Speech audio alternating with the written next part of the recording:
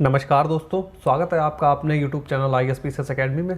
और पॉलिटी में मैं आपको जो है राजनीति के बारे में जो जागरूकता है, तो देखिए ये हमारा जो टॉपिक है ये आपके एग्ज़ाम पॉइंट ऑफ व्यू से इम्पोर्टेंट है ही, और साथ ही साथ आपको इससे पॉलिटिक्स से जुड़ी थोड़ी जागरूकता भी मिल जाएगी जो आपके आम जो जीवन है तो उसमें भी काफ़ी आपकी मदद करेगी। जो लोग स्टूडेंट हैं वो तो उनके लिए तो ये हेल्पफुल है ही, और अगर जो स्टूडेंट नहीं है वो भी अगर कोई ये वीडियो को देखता है तो उसको भी बहुत ही ज़्यादा इम्पॉर्टेंट यहाँ से उसको नॉलेज मिल सकती है, तो जो कि उसके लिए काफ़ी हेल्पफुल होगी। तो और बात करें कि एग्ज़ाम की बात करें तो देखिए एग्ज़ाम में तो ये आपका जो है सिविल सर्विस हो गया, स्टेट PCS हो गया, तो वहाँ पर आपको ये जो है क्या आपको मेंस में क्वेश्चन इससे रिलेटेड पूछे जा सकते हैं, या फिर आपको राजनीति के ऊपर कभी ऐसे लिखने को आ जाता है तो वहाँ पर आप इसको नोट कर सकते हैं। तो उसके लिए आपके लिए ये बहुत ही ज़्यादा हेल्पफुल होने वाला है। तो चलिए बात करते हैं कि हम लोगों ने पिछले लेक्चर में क्या पढ़ा। देखिए हम लोग चैप्टर पॉलिटिकल डायनामिक्स के बारे में पढ़ रहे हैं, तो उसके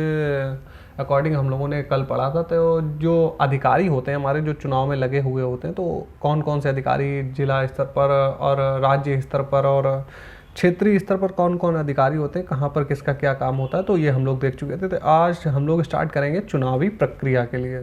तो चुनाव की प्रक्रिया किस तरीके की होती है, तो आज हम लोग यहाँ से स्टार्ट करेंगे। तो सबसे पहले हम लोग बात करेंगे कि चुनाव का समय। चुनाव होना है तो चुनाव का समय क्या होता है। देखिए चुनाव का समय होता है कि हमारी लोकसभा और राज्यसभा, हम यहाँ पर पंचायती राज व्यवस्था की बात नहीं करेंगे लोकल लेवल पे, क्योंकि उसका अलग से चैप्टर में पढ़ाऊंगा, तो वहाँ पर मैं आपको सारा कवर करवा दूंगा। तो जो लोकसभा और राज्य की विधानसभा होती है, तो इनका चुनाव कब होता है। देखिए इनका जो टर्नओवर होता है वो 5 वर्ष का होता है सामान्यतः। तो सामान्यतः जो 5 वर्ष के बाद में ये इनका टर्नओवर पूरा हो जाता है, उसके बाद में जो है चुनाव का कार्यक्रम आयोजित होता है। तो चलिए अब हम लोग आगे की बात करते हैं। तो चुनाव कार्यक्रम आयोजन होने के लिए क्या होता है कि विधायिका भंग हो जाए। तो विधायिका जो भंग होती है उसने अपना कार्यकाल 5 वर्ष का पूरा कर लेने के बाद में विधायिका भंग हो जाती है। तो उसके बाद में कौन एक्टिव होता है, उसके बाद में निर्वाचन आयोग एक्टिव हो जाता है। तो अब क्या होता है कि सारी पावर जो है इसके हाथ में आ जाती है। तो फिर क्या होता है कि जब विधायिका भंग हो जाती है उसके बाद में ये निर्वाचन आयोग क्या करता है, ये नए चुनाव की घोषणा करता है, यानी कि तिथि की घोषणा कर देता है किस डेट पर चुनाव होने। और जब ये घोषणा करता है उसके बाद में क्या, चुनाव की आचार संहिता लागू हो जाती है। तो आचार संहिता कब लागू होती है, जब निर्वाचन आयोग चुनाव की तारीख को जो है घोषित करता है। अब चुनाव की जब आचार संहिता घोषित हो जाती है तो उसके बाद में क्या होता है कि जो उम्मीदवार होते हैं, तो उम्मीदवार अपना नामांकन दाखिल करते हैं। कहाँ पर दाखिल करते हैं, जो उसके लिए अधिकारी नियुक्त किया जाता है, जैसे कि जिले में आप देखेंगे जाके तो DM के समक्ष जो है उम्मीदवार जाएंगे, तो वहाँ पर अपना नामांकन दाखिल करेंगे। तो और उसमें जो नामांकन दाखिल करेंगे वहाँ पर एक शपथ ग्रहण भी एक तरीका का होता है, कि उसमें रिटर्न में वो लोग लिखते हैं कि शपथ ग्रहण में क्या होता है कि वो अपनी जो जानकारी होते हैं, महत्वपूर्ण जानकारी, उनकी कितनी संपत्ति, कौन से उन पर केस चल रहे हैं, क्या उन पर मुकदमा कोई चल रहा है, ये सब जानकारी उसमें दी होती है शपथ जो ग्रहण करते हैं उसमें। तो ये संबंधित अधिकारी के समक्ष लेते हैं। और जब नामांकन दाखिल हो जाता है उसके बाद में देखिए नामांकन दाखिल होने के लिए टाइम कितना मिलता है, 1 सप्ताह का टाइम मिलता है उम्मीदवारों को, कि आप 1 सप्ताह जो अधिकारी होता है वो डिसाइड कर देता है कि हाँ आप इस तारीख से इस तारीख के बीच में आप नामांकन दाखिल कर सकते हैं। तो उसके बाद में जब नामांकन दाखिल होता है उसके बाद में आपके नामांकन की जो उम्मीदवार दाखिल करते हैं उसकी जांच करता है अधिकारी, जो उसने तथ्य दिए हैं, जानकारी दी है, तो क्या वो सही है, ऐसा तो नहीं कुछ उसने तथ्यों के साथ में छेड़छाड़ की। अगर ऐसा कोई मामला पाया जाता है तो उसका जो उम्मीदवारी है वो उसकी रद्द कर दी जाती है। और 2 दिन पहले तक उम्मीदवारों को ये भी मौका दिया जाता है कि अगर आप चाहें तो अपना नाम वापस ले सकते हैं, तो ये भी ऑप्शन होता है उन लोगों के पास में। चलिए अब आगे हम लोग बढ़ते हैं। तो देखिए चुनाव प्रचार, अब हम लोग बात करेंगे चुनाव प्रचार। जो चुनाव प्रचार सभी ने लगभग देखा ही होगा, चुनाव प्रचार क्या होता है। चलिए चुनाव प्रचार का अगर हम देखें तो चुनाव प्रचार में क्या होता है, रैलियां करते हैं, जो प्रत्याशी होते हैं या पार्टी वाले रैलियां करते हैं और सभाएं करते हैं। चुनाव प्रचार में होता क्या है कि जो राजनीतिक दल होते हैं वो अपने पक्ष में मत डालने के लिए क्या लोगों को प्रेरित करते हैं। और प्रेरित कैसे करेंगे, अपना एजेंडा लोगों के सामने रखेंगे, अपना घोषणा पत्र निकालती हैं पार्टियां, जो है अपना घोषणा पत्र निकालती हैं कि हम देखिए जो पार्टी पावर में है, जिसने अभी हाल ही में जो है अभी पावर में रही थी, अगर वो पार्टी क्या करेगी, वो अपना घोषणा पत्र में दिखाएगी कि उन्होंने 5 सालों में जो है सरकार में रहते हुए उन्होंने क्या क्या कार्य किए और आगे क्या करेंगे। और जो विरोधी पार्टियां होती हैं वो दिखाएंगी कि उस सरकार की कमियां दिखाएंगी कि इन्होंने 5 साल में ये नुकसान कर दिया, ये दिखाएंगे कि विकास कम हुआ और हम आएंगे तो हम क्या करेंगे। तो ये घोषणा पत्र जो है अपनी अपनी जो पार्टियां होती हैं वो अपना अपना घोषणा पत्र जारी करती हैं। तो इस तरीके से प्रचार होता है।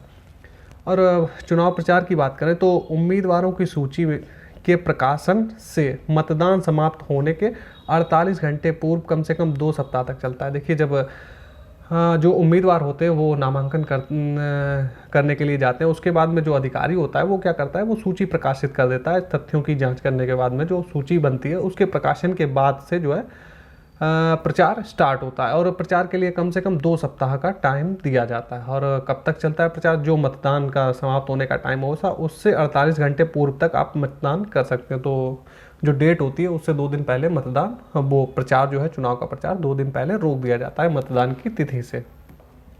तो अब हम लोगों ने प्रचार के बारे में देख लिया। अब हम लोग देखेंगे कि मतदान का दिवस, जो मतदान का दिन होता है, उस दिन क्या होता है। तो अलग अलग निर्वाचन क्षेत्रों के लिए सामान्यतः अलग अलग जो है तारीखें डिसाइड करी जाती हैं। तो जैसे कि आपका देखेंगे विधानसभा क्षेत्र, एक ज़िले में ही विधानसभा जो क्षेत्र होंगे, ऐसा भी हो सकता है कि अलग अलग विधानसभाओं के लिए जो है अलग अलग दिन जो है निर्धारित किए जाते हैं। तो अब हम लोग आगे देखते हैं कि मतपत्र एवं चुनाव। देखिए, होता क्या था कि पहले मतपत्रों से, बैलेट पेपर जिसको बोलते हैं, वह उसके जरिए चुनाव होता था। अभी किससे होने लगा है, ईवीएम से। अब तो ईवीएम मशीनों से होने लगा है। चुनाव चिन्ह की बात करें तो क्या होता है कि, लेकिन मतपत्र बनता है कैसे बनता है, मतपत्र बनता है लेकिन वो एक बूथ के लिए सिर्फ एक ही मतपत्र, एक ही बैलेट बनता है। तो ऐसा नहीं है कि बनता नहीं, लेकिन पहले क्या होता था कि लोग वोट डालने जाते थे तो उस बैलेट पेपर पर मुहर लगाते थे। तो अब वो प्रोसेस नहीं रहा, अब लोगों को बैलेट पेपर नहीं मिलता लेकिन केंद्र पर उपलब्ध रहता है। तो अधिकारी क्या करते हैं, जब नामांकन दाखिल करने के बाद में जो उम्मीदवार होते हैं उनकी सूची बनाते हैं, तो उसके बाद में वो बनाते हैं एक पेपर जिसको मतपत्र बोला जाता है और उनके चुनाव चिन्ह आवंटित करते हैं। जैसे कि मान लीजिए कोई पार्टी, या बीजेपी हो गई, सपा, या भी जो भी अन्य क्षेत्रीय पार्टियां हैं, कांग्रेस हो गई, तो इनके जो उम्मीदवार होंगे इनको चुनाव चिन्ह पार्टी का दे दिया जाता है। और जो अन्य जो उम्मीदवार होते हैं तो उनको अलग अलग चुनाव चिन्ह मिलते हैं। तो नामांकन की प्रक्रिया पूरी करने के बाद में क्या मिलता है, चुनाव चिन्ह उनको दिए जाते हैं। तो हम लोगों ने देख लिया कि उनको चुनाव चिन्ह मिल गए। अब देखते हैं कि मतदान की प्रक्रिया किस तरीके से होती है। तो मतदान कैसा होता है, गुप्त मतदान होता है।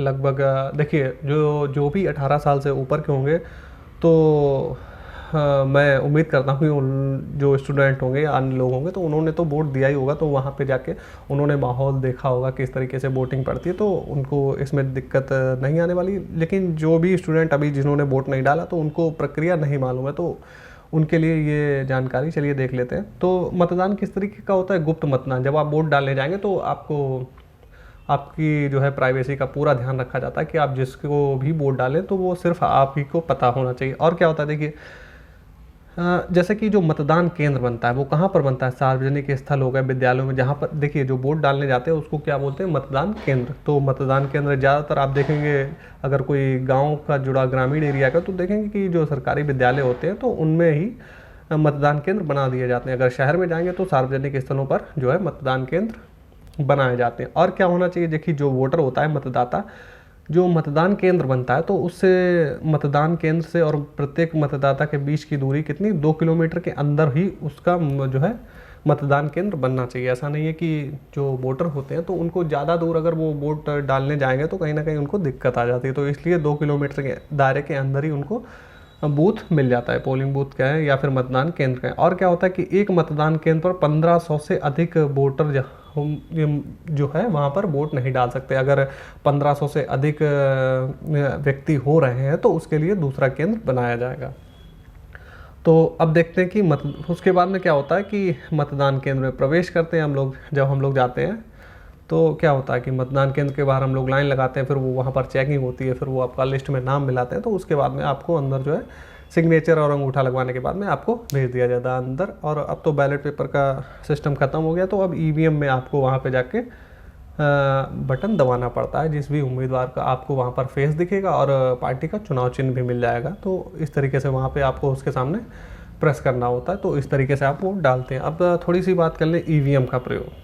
देखिए ईवीएम का प्रयोग अब होने लगा है, तो इसकी शुरुआत कहाँ से हुई, चलिए थोड़ा सा इसका विकास देख लेते हैं। जो 1998 सबसे पहले क्या हुआ, 1998 में इसकी शुरुआत हो गई थी, लेकिन अब क्या हुई थी कि बिल्कुल सीमित मात्रा में, बहुत ही कम संख्या में ईवीएम मशीनों का इस्तेमाल हुआ था। बात करें 2003 की, तो 2003 में क्या हुआ था कि सभी राज्य चुनाव और उपचुनाव में ईवीएम का प्रयोग हुआ था। और उसके बाद में अगर 2004 की बात करें तो 2004 से जो है लोकसभा में इसका इस्तेमाल शुरू हो गया था। तो ये ईवीएम के बारे में कुछ जानकारी थी। अच्छा, ईवीएम के आ जाने से लाभ क्या हुए, क्वेश्चन आपसे मेंस में पूछ सकता है कि जो ईवीएम आई है, मशीन लाई है, देखिए तो इसका लाभ क्या हुआ है कि इससे तो आपसे पूछे जा सकते हैं। तो इसमें क्या होता है, देखिए अवैध और संदेहास्पद मत जो है वो अब इसकी दिक्कत नहीं होती। अवैध मत क्या होता है, जैसे कि क्या होता है कि जो बैलेट पेपर होता था तो उसमें एक तरफ जैसे कि प्रत्याशी होता है और दूसरी तरफ प्रत्याशी हो गया, चुनाव चिन्ह हो गया, उसके बाद में उसके सामने जो है मोहर लगानी पड़ती थी। मान लीजिए ये बॉक्स है तो यहाँ पर आपको मोहर लगानी पड़ेगी।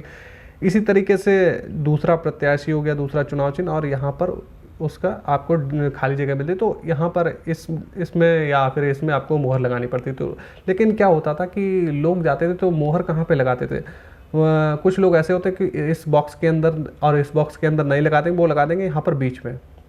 अब बीच में जो मोहर लग गई है तो ये किस में काउंट होगी, तो इस तरीके से यहाँ पर जो वोटिंग होती थी तो इसको अवैध घोषित कर दिया जाता था या फिर संदेहास्पद जो है इसको मान लिया जाता। तो संदेह की दृष्टि के आधार पर इसको जो है बैलेट पेपर को हटा दिया जाता था, तो जो वोट होता था वो अवैध में काउंट हो जाता था। तो ईवीएम के आने से अब ये तो दिक्कत रही नहीं, क्योंकि जो भी वोट पड़ेंगे तो आपको बटन को प्रेस करना है, तो इस तरीके से ऊपर नीचे वाला सिस्टम तो अब नहीं रहा। तो ये भी एक लाभ हुआ। दूसरा क्या लाभ हुआ कि मतदान की जो प्रक्रिया है वो आसान और तेज हो गई है। आसान और तेज कैसे हो गई, देखिए इलेक्ट्रॉनिक डिवाइस है, जैसे कि तो पहले क्या होता बैलेट पेपर तो सभी पेपर गिनने पड़ते थे, उसमें से कौन से वैध हैं अवैध हैं, तो इन सब की लिखा पढ़ी में थोड़ा सा ज़्यादा टाइम लगता है। अभी क्या है कि मशीनी सिस्टम है, तो वहाँ पर आप इकट्ठा करके कैलकुलेट हो जाता है आसानी से और तेज़ गति से जो है मतगणना हो जाती है। और तीसरा अगर लाभ की बात करें तो इससे क्या हुआ, कागज़ की जो खपत है, बैलेट पेपर में क्या लगता था कागज़, तो कागज़ की खपत जो है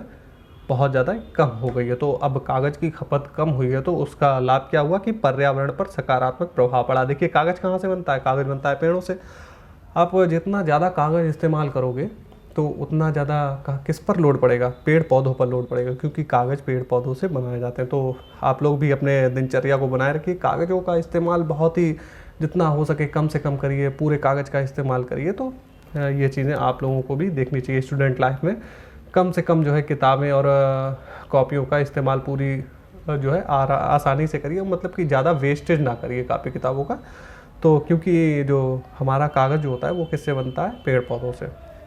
देखिए अब हम लोगों ने बोर्ड पढ़ लिया, बोर्ड पढ़ चुके हैं, कैसे पढ़े वो भी हम लोगों ने देख लिया। तो अब मतगणना तो अब ईवीएम के द्वारा आसान हो ही गई। तो मतगणना कैसे होती है चलिए इसको भी देख लेते हैं। हमारे यहाँ पे जो मतगणना होती है तो वो एक पद्धति बोली जाती है फर्स्ट पास्ट दी पोस्ट। देखिए फर्स्ट पास्ट दी पोस्ट में क्या होता है, जैसे कि मान लीजिए टोटल 100 वोट पड़े हैं, ठीक है, टोटल 100 वोट पड़े हैं। उसके बाद में अगर मान लीजिए कहीं पर 4 प्रत्याशी खड़े हुए हैं, 4 प्रत्याशी खड़े हुए, तो इन चारों में से जिसको सबसे ज़्यादा वोट मिलेंगे, देखिए कहीं कहीं पर क्या होता है कि मिनिमम क्राइटेरिया हो, किसी किसी देश में क्या होता है जैसे कि टोटल 100 वोट हैं तो उसमें जो है मिनिमम 51 वोट जिसको मिलेंगे वही प्रत्याशी विजित होगा। लेकिन यहाँ पर हमारे यहाँ पर क्या सिस्टम है कि 100 वोट में से अगर 4 प्रत्याशी हैं तो चारों में से चारों का काउंट कर लिया जाएगा, उनमें से किस प्रत्याशी को सबसे ज़्यादा वोट मिले तो वही विजेता घोषित कर दिया जाता है। तो इसी को बोलते हैं फर्स्ट पास्ट दी पोस्ट पद्धति।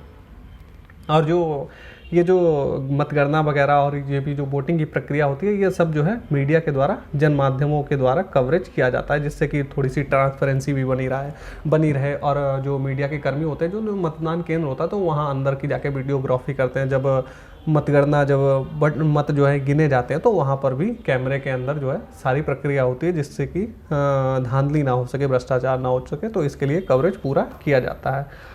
अब देखिए वोट गिनने के बाद में क्या होता है, तो वोट गिनने के बाद में कभी कभी क्या होता है कि जो उम्मीदवार होते हैं तो वो क्या कहेंगे कि मान लीजिए कहीं पर ज़बरदस्ती हुई या फिर पोलिंग बूथ कैप्चरिंग हो गई या किसी वजह से लोगों को वोट डालने नहीं दिया गया, तो उम्मीदवार क्या करते हैं कि उसकी एक चुनाव याचिका दायर करेंगे।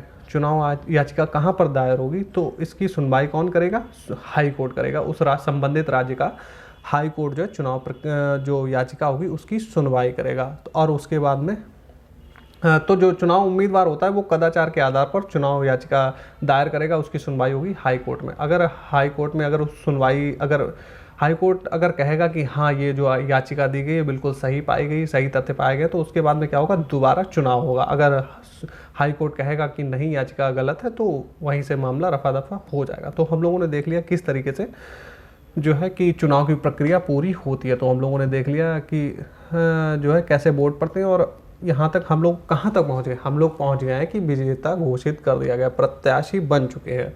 अब ये जो चुन लिए गए हैं ये कहाँ जाएंगे? संसद में जाएंगे या राज्य की विधानसभा में जाएंगे? तो उसके आगे की प्रोसेस कहाँ से स्टार्ट होगी? संसद या राज्य की विधानसभाओं में। तो जब वो चुन लिए जाए, अब मान लीजिए हमने आपके जो उम्मीदवार हैं उनको कहाँ पे पहुँचा दिया? संसद में और राज्य की विधानसभाओं में। तो उसके बाद में वो वहाँ पे क्या करेंगे? तो वो जो करेंगे वो आपको मेरे लेक्चर में देखना पड़ेगा, संसद वाले और राज्य के विधानसभा के जो लेक्चर हमारे प्लेलिस्ट में। अभी देखिए इस वीडियो के कमेंट बॉक्स में प्लेलिस्ट आपको मिल जाएगी, वहाँ से जाके आप देख सकते हैं कि जब संसद में पहुँचते हैं, राज्य की विधानसभाओं में पहुँचते हैं, तो उसके आगे की क्या प्रोसेस होती है। तो ये उन लेक्चरों में मैंने आपको कवर कराया है। तो उम्मीद है कि वीडियो आपको काफ़ी पसंद आ रहे होंगे। तो वीडियो को ज़्यादा से ज़्यादा लाइक करिए, और कोई दिक्कत है तो आप कमेंट कर सकते हैं। तो देखिए अब हम लोगों ने देखिए चुनाव जो हमारा राजनीतिक जागरूकता का जो लेक्चर चल रहा है, तो इसमें हम लोगों ने चुनाव अभी देखा है। अभी इसमें 4-5 लेक्चर और आएंगे, जैसे कि अगला जो वीडियो आएगा वो आपके लिए बहुत ही ज़्यादा जागरूकता भरा हो सकता है,